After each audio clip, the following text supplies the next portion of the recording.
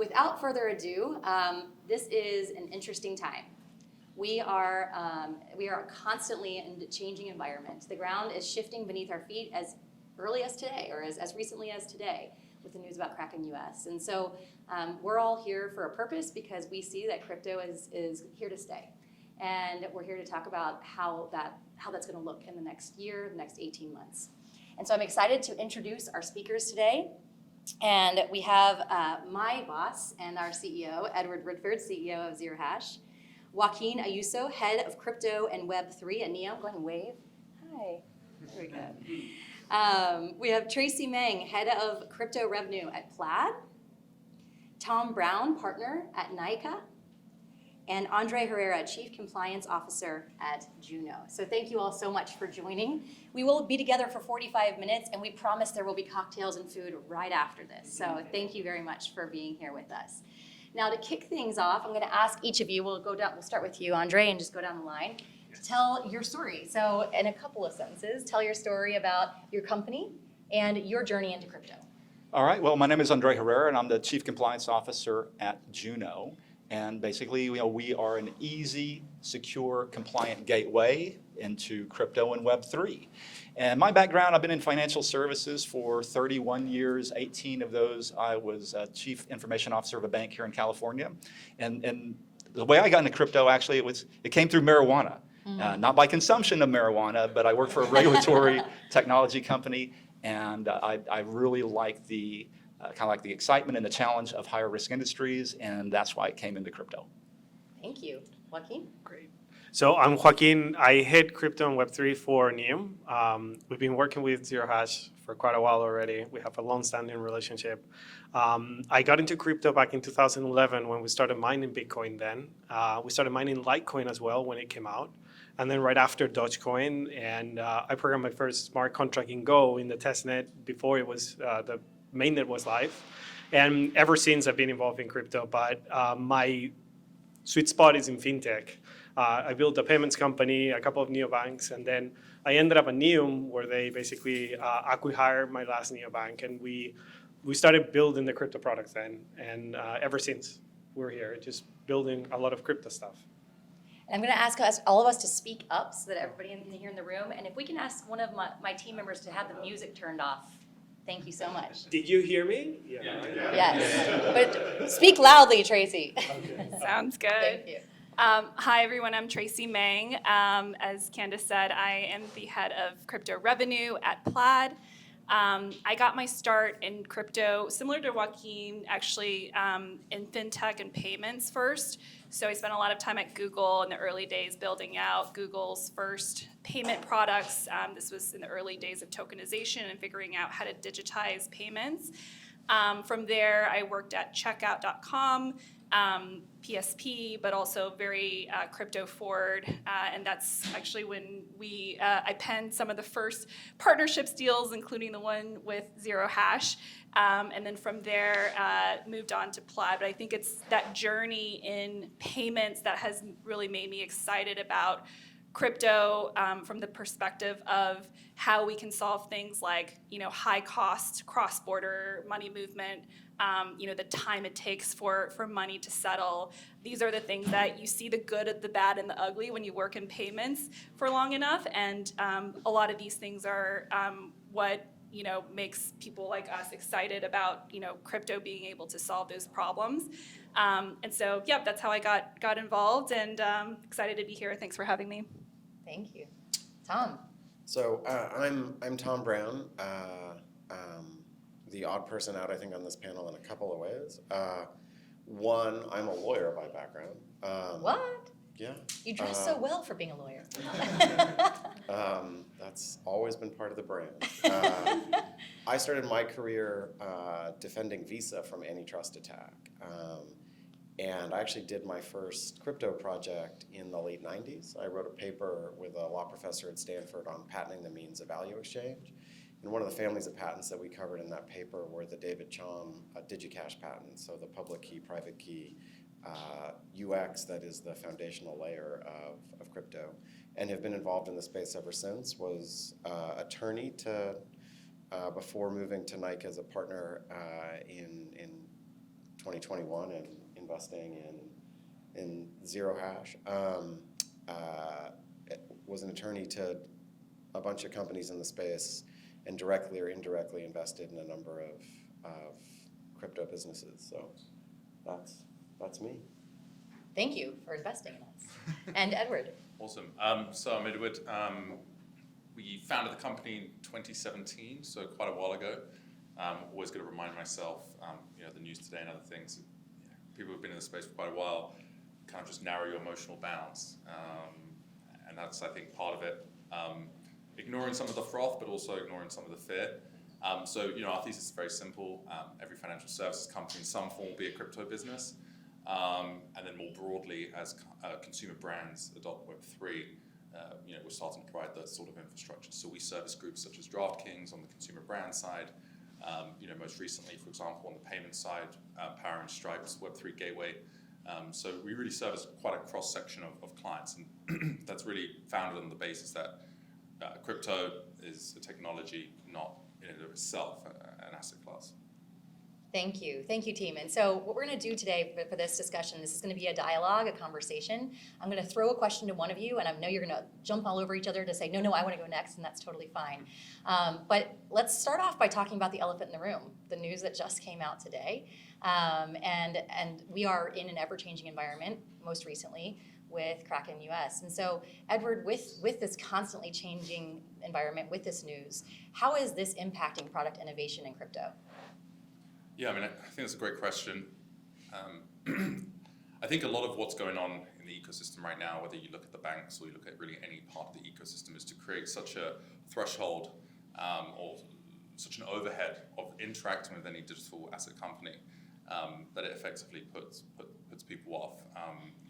I think it was termed Operation Chokehold that Nick Carter coined around how the federal regulators are looking at the crypto ecosystem. I think it certainly will have an impact on product innovation.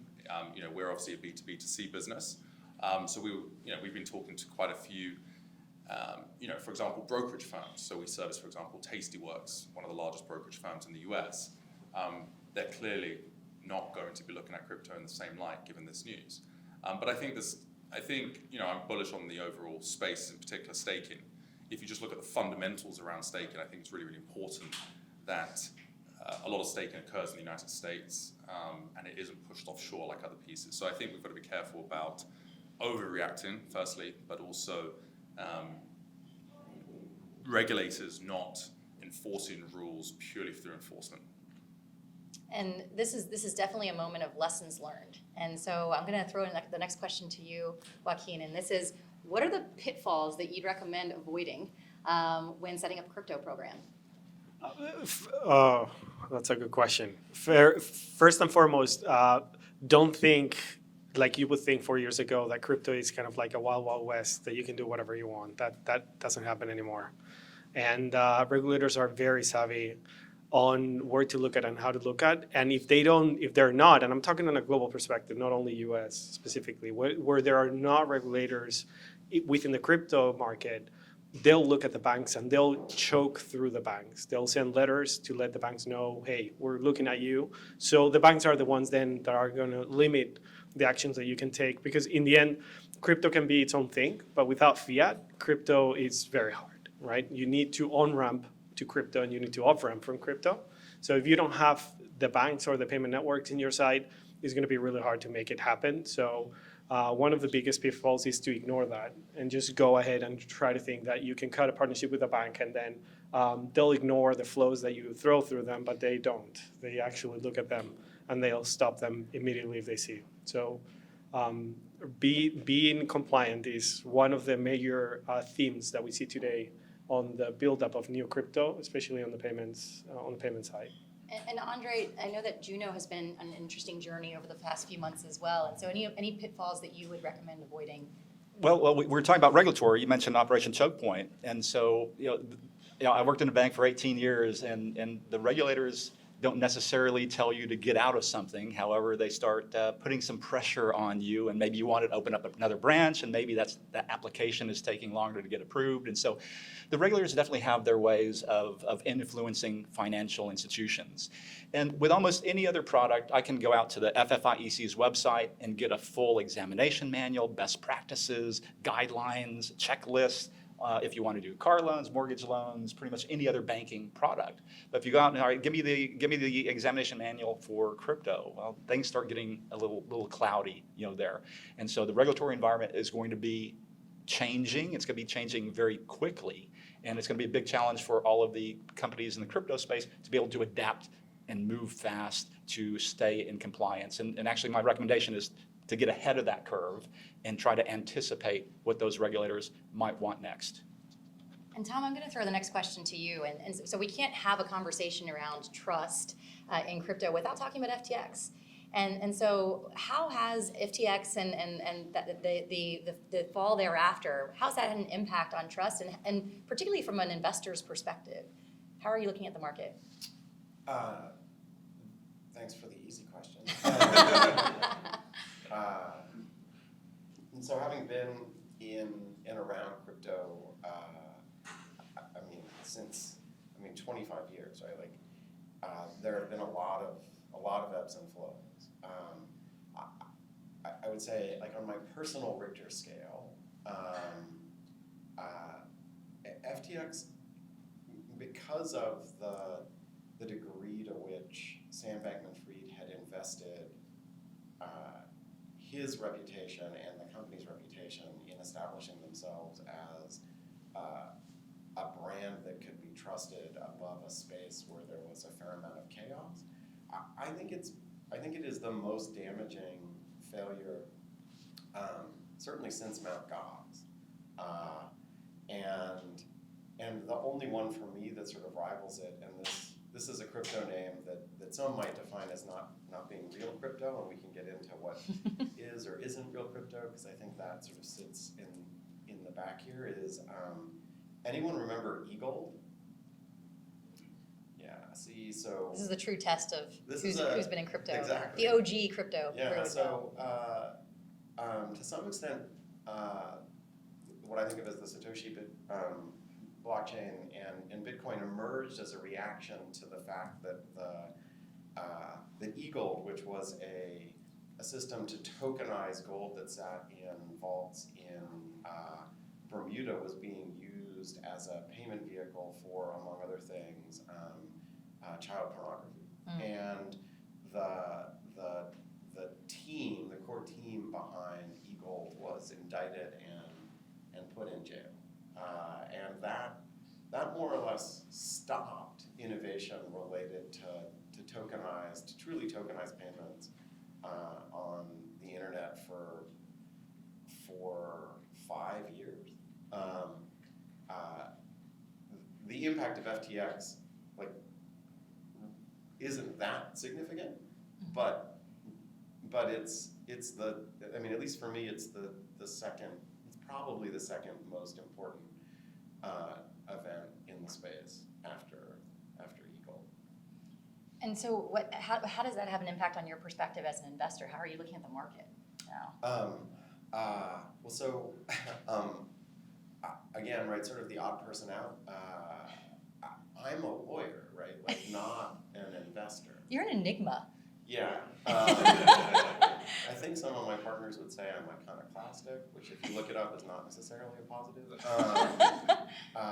I really have spent most of my career working directly with entrepreneurs, folks like Zach, the Collison brothers, Jack and team in the early days of Square, and thinking about what you can build.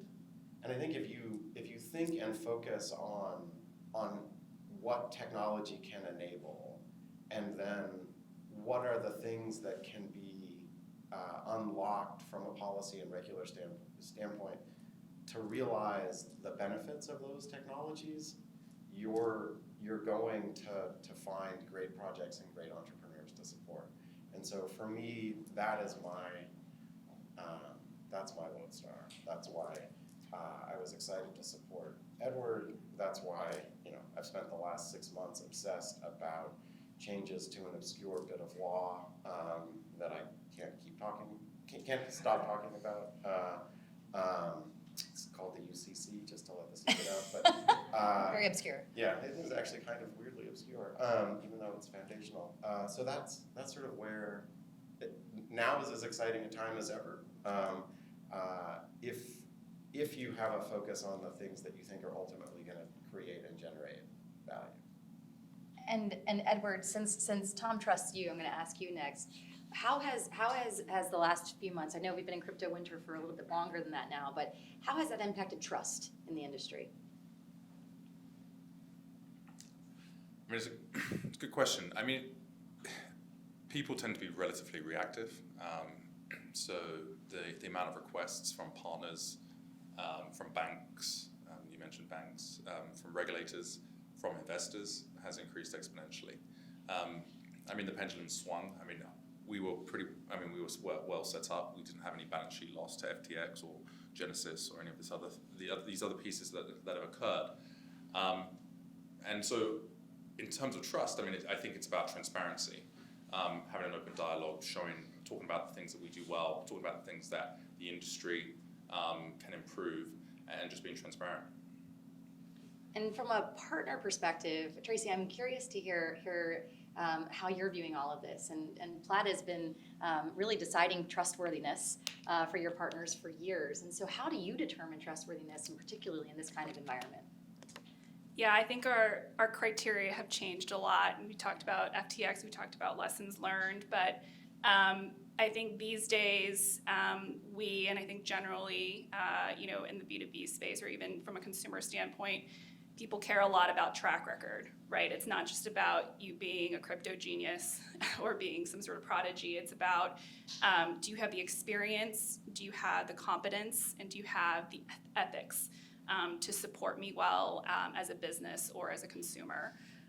And so I think looking at all of those things, there's a few layers that you can look at, right? You can look at the company's track record on compliance, and have they done the hard work of getting their MTLs, especially if they're in money movement. And if they haven't and they're wrapping another provider, you should look at that provider, right? You have to look layers deep to kind of find the source of how they've set this up.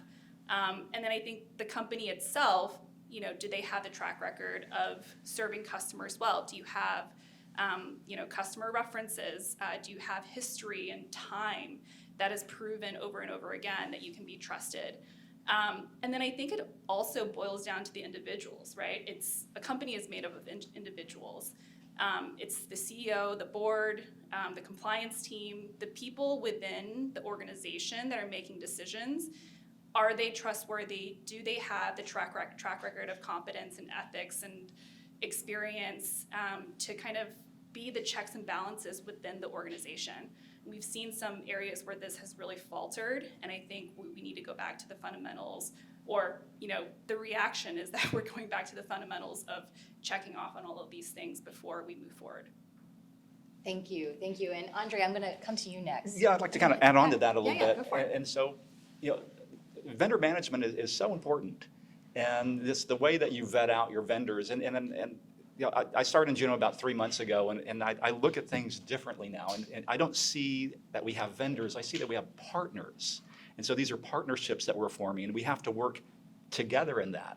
And so with all the things that Tracy mentioned, vendor due diligence, partner due diligence can get tough, especially when you have companies that have not been around for 20, 30 years, and you have companies that are not in the US, some are public, some aren't. So there are easier things for some companies to do your due diligence, and others, it can be very, very difficult. But if you got a partner and then all of a sudden the next day they're gone or they stop providing that service, that impacts your business significantly. And so having those correct partnerships and vendor relationships is critical, for a crypto company. And Joaquin, I'm going to come to you next. And just if you were to build this all over again, if you were to build NEOM all over again, and in this current environment, like what are the technical challenges and the regulatory challenges that you now know that you would do differently? Well, first I would ask Prajit, who is the founder of Neum. But if we were to build Neum again, Yes. we wouldn't do things that much different. One of the foundational steps that Prajit and the founding team took was to get the very licenses that they have today. They knew that the edge for them was if they had the licenses, they will be able to have the speed and the price better than other players. And it was a B2C game back in the day. And when big players like WorldPay saw that and saw how they were looking fundamentally how to do it right from the get-go, they trusted them to move B2B flows through their network. And that's how Neum B2B, which is the Neum we know today, grew to where we are today. So in crypto, we're doing exactly the same. We're taking the approach of first working with companies that we know have a track record that we can trust. And as you explained, we go layers down from just the brand itself.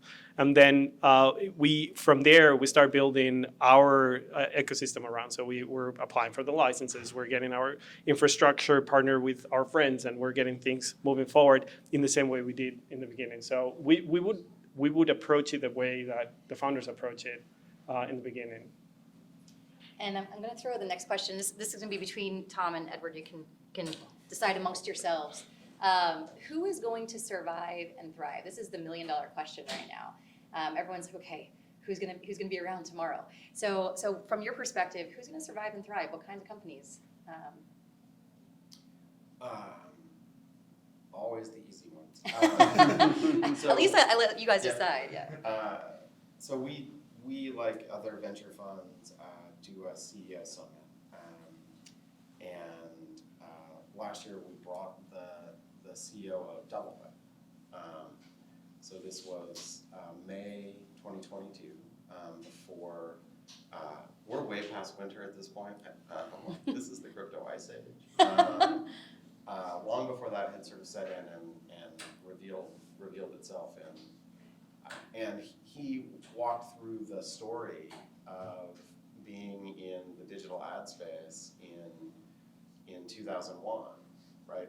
As all of his customers died, as all of his competitors died, as he had to slash the payroll of his company by 2/3, and the company survived and ultimately sold itself to Google. Ironically now subject to challenge by the Department of Justice, but that's a whole other thing.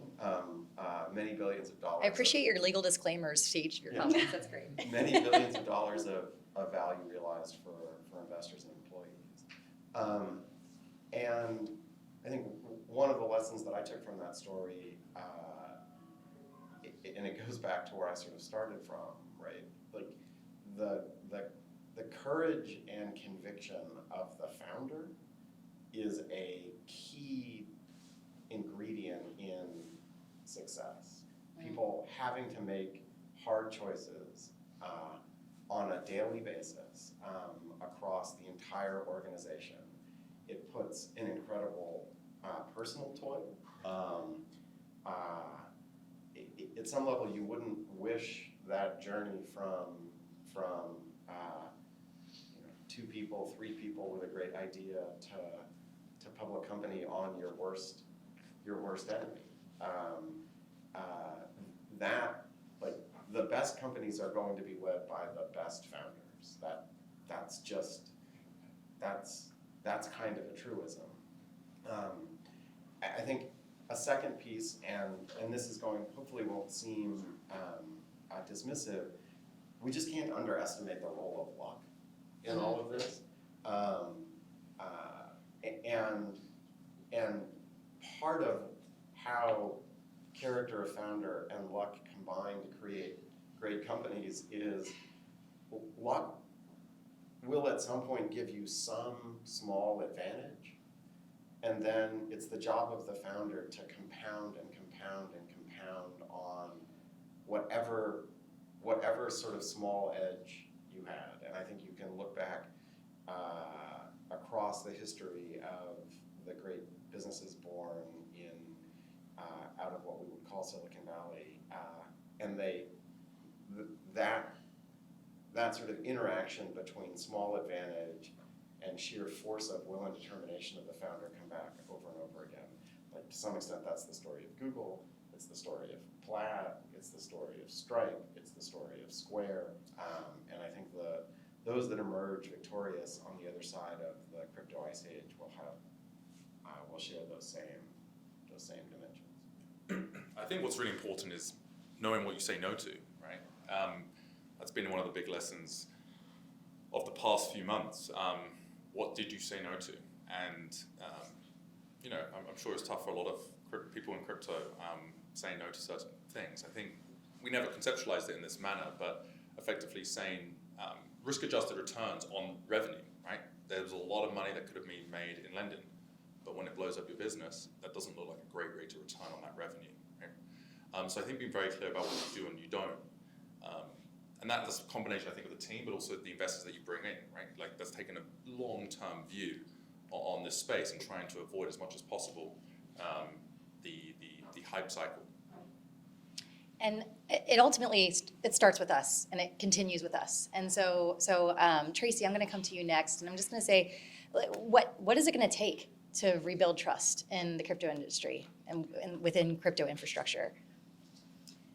Yeah, I mean, I think there's a lot of lessons that we can learn from the 2008 crisis. Like when I zoom out and think about crypto winter and the dominoes that started to fall and kind of like the smoke and mirrors effect, it really reminds me of, when there was a lot of speculation in the market prior to 2008, a lot of smoke and mirrors around subprime mortgages, a lot of lack of transparency.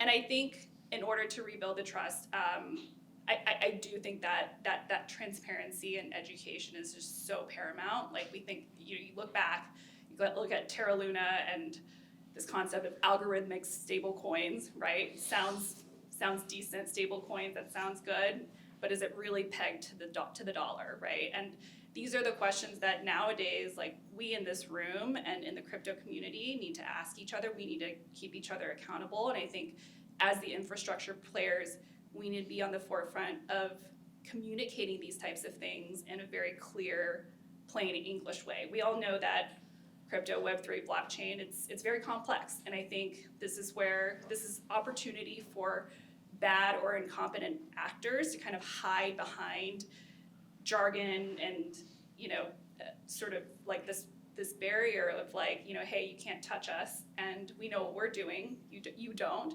And I think we need to break that down, and we need to it's not only for trust, but it's also for accessibility, and it's also to actually get the common, the regular everyday person involved and willing to try out the next crypto product.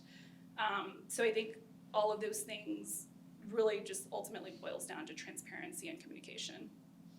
And Andre, I'm going to come to you next. And you and I were talking about this before we came to the panel today about the many iterations that we've seen of industries going through what crypto is going through, whether that's the cannabis industry or money transmitters or lending.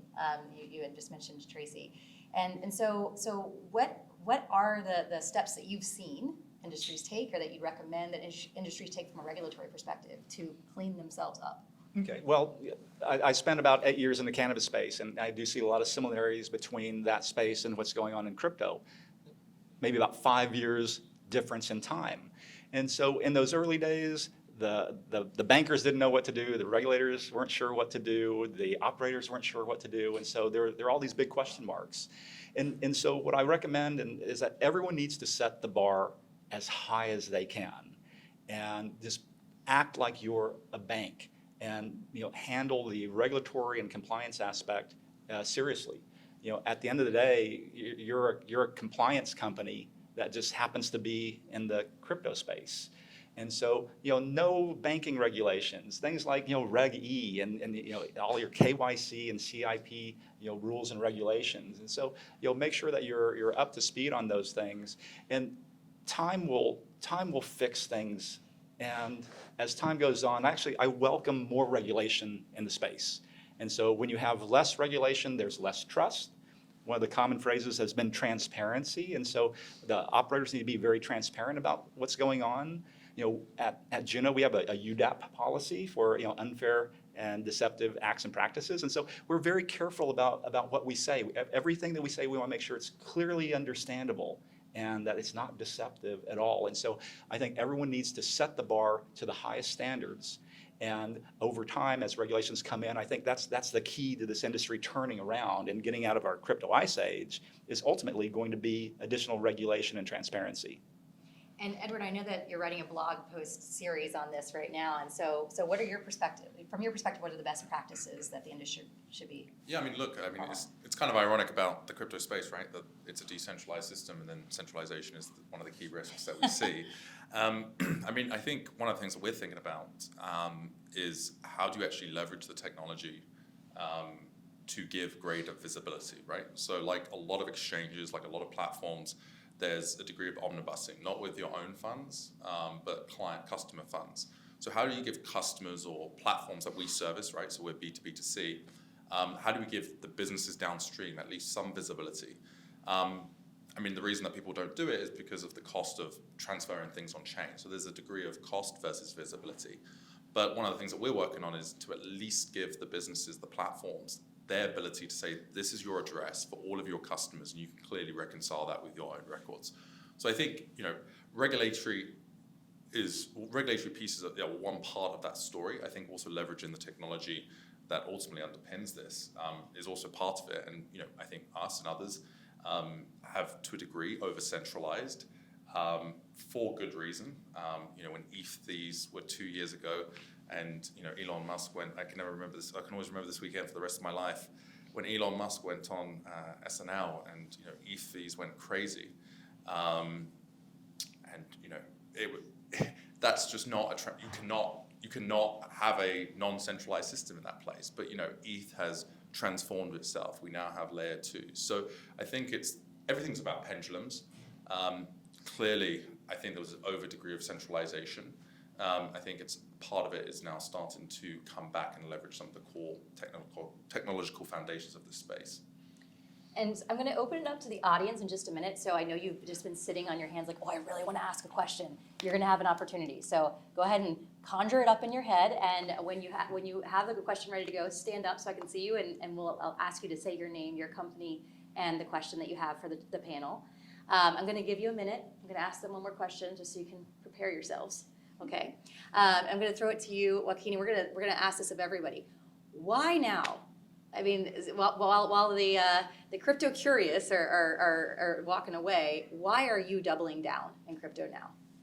So there has been an evolution of crypto. Crypto was treated as an asset class investment, financial, and there is this new wave and new uses of crypto and blockchain technology that has little to do with finances and more to do with day-to-day things. And you're starting to see new stacks of business logic being built on top of these blockchains instead of the traditional AWS stacks.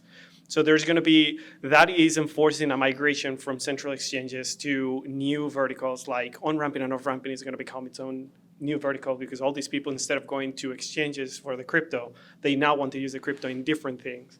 So all this evolution that is happening right now, it's going to make crypto more mainstream, and it's going to make this detachment is going to make it easier to make it more mainstream. So we're really excited to see that evolution. And regulations on the financial side are great, right?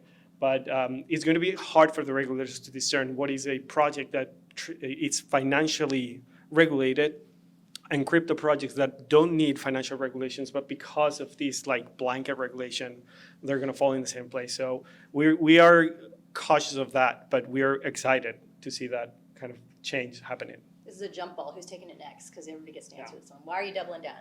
You're on this panel today because you're doubling down. So you going next, Andre? Okay, all right, I'll go next. All right, so everyone's talking about survival, and to a certain extent, we're at survival of the fittest. And so those that have the ability to get through, I'm going to say this year, because I don't think anything's going to change much in 2023, but if you can survive the 2024, and if you are doing everything in a transparent and compliant way, I think you're going to end up on top. And so those are going to be the big winners, are the ones that can survive through this and come out on the other side. Tracy. Yeah, it's definitely an interesting time, and I think when I go to cocktail events in the tech area where people know a thing or two, and I say I work in crypto at Plaid, they're like, oh, I didn't know Plaid was in crypto. And I think it harkens to the fact that, right now, we talked about the pendulum swing and how, the purists of crypto has to be decentralized. We don't want anything to do with the banks. It's all about disrupting. I think we're seeing the drawbacks of that and the necessity of these worlds coming together and being able to play in the existing framework and the existing infrastructure. That's something that Plaid has always done, right? We've always been about bridging financial institutions the way they were to the latest innovation, the cutting edge of fintech, and now the cutting edge of fintech is crypto. So I think all the tools we built around account linking, about bridging, the gap between financial institutions, fiat to fintech to crypto, right? That thread is going to continue, and that's where we're investing a lot with our core crypto products. We have now a wallet onboard product that connects to 300 plus wallets, but it's also our core products around identity verification, KYC, fraud. These have all been used by fintechs, and I think now is the time for crypto to take advantage and to really leverage these products as well. So that's why we're investing in this space. We just think that we're in a position to really help bridge that gap and kind of bring the worlds together. Thank you, Tom.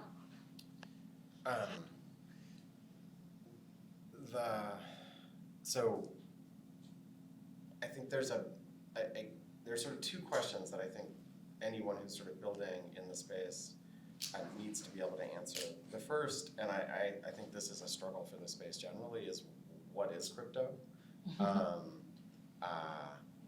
I think if the narrowest definition is sort of database architecture that has two dimensions, one permissionless and the second public. And within that narrow definition, I think the second question becomes, what are the applications that uniquely benefit from those attributes? And maybe I'd say there is some possibility that anchoring access to databases that have that share those qualities with a set of API keys, which is really all these native digital assets are, will encourage the contribution of time, energy, talent, money to create technology stacks that rival AWS, Google, Microsoft, others. That's possible. I think there are lots and lots of other applications that play on other definitions of crypto that even if that narrow set of opportunities isn't realized, the broader set of technologies related to native digital assets, fully digitized payments, will create sort of generational opportunities on a host of services. So And- that's why I'm here. And Edward, why are you doubling down? Yeah, I think it's the infrastructure that just makes it very easy to build. I think going to Joaquin's point and Tracy's, I think Wallet Connect, for example, will make it easier in the same way that Plaid did so in the more traditional fiat world. If you look at, for example, one of our partners, Stripe, the ability to on-ramp incredibly easily as a consumer brand is part of that. Identity is another piece. So there's still a way to go, but the innovation in terms of who's actually entering the space and the distribution that it has, it's very different to the last so-called crypto winter, right? 3 years ago, where whatever it was, where the conversation was purely around price. I think what's good is that we're not talking about the price of crypto, right? I'm the one who's mentioned price today. That's a good thing, right? We're talking about actual fundamentals about this industry and actual fundamental things that we're building. And so I'm opening it up to the audience. Do we have any questions from the audience? Yes. Would you introduce your name and your company? My name is Pat White. I'm with a company called Bitwave. We do digital asset tax and accounting. Thank you. I know Tom, so I get to Tom as the VC on the panel. do a little bit of a punching bag. But I actually genuinely do have the question of how much culpability do you think the VCs and investors have around FTX? 'Cause, I mean, they raised a phenomenal amount of money to then not have board oversight, use QuickBooks, not have like all the things that we know about it. And it's crazy to me that it got that far with the VCs that they had. I'm just really curious about your take on that.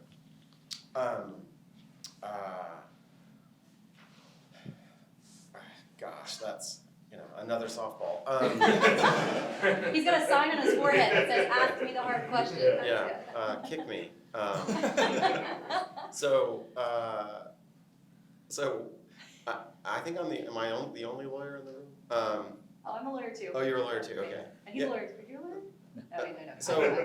So, well, one of the lessons that you learn in law school, the primary lesson, in fact, of your corporations class, which most law students get in their first year, is that investing in private companies as a minority investor is a losing proposition. It was that, Yep. yeah, like that is the primary takeaway from your corporations class. I'm glad you paid attention. Yeah, and so yet, like the whole venture industry and the returns and products that it has produced are premised on being a minority investor in a private corporation.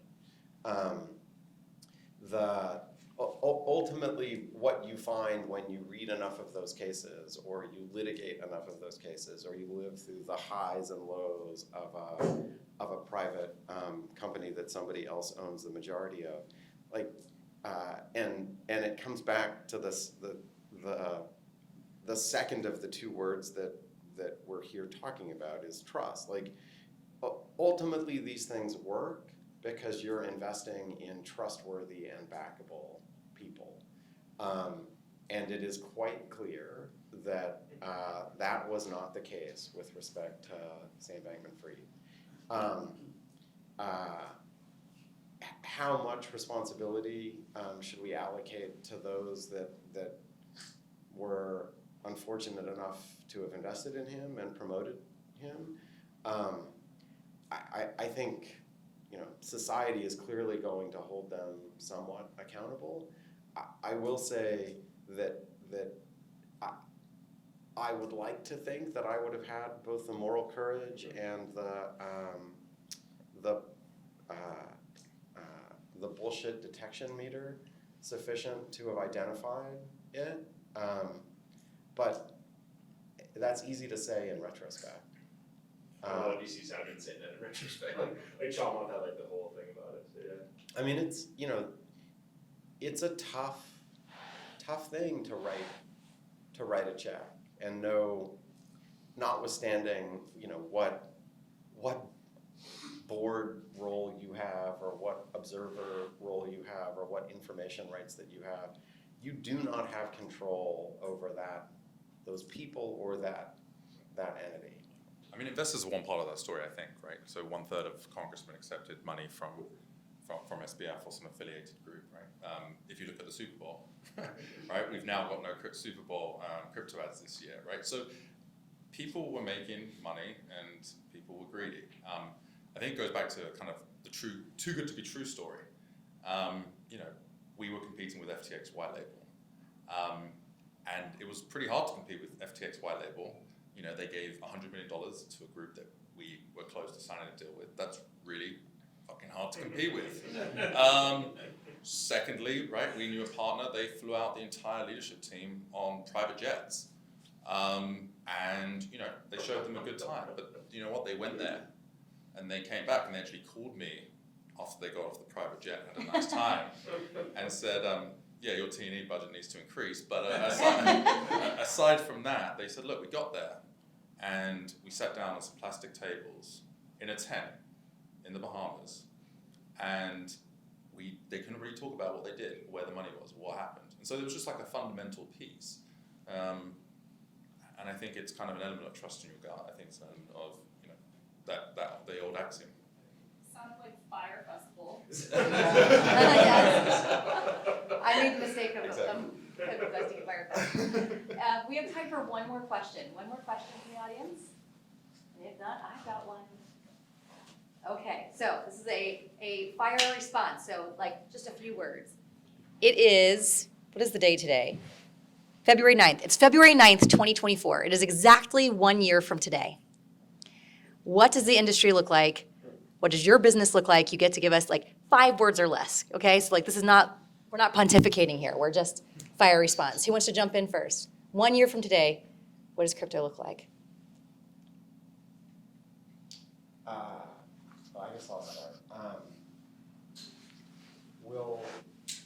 With any luck, we'll have seen the first native digital fiat transaction in the US. And if you don't know what I mean by that, you can come and ask me after. We now know to look it up.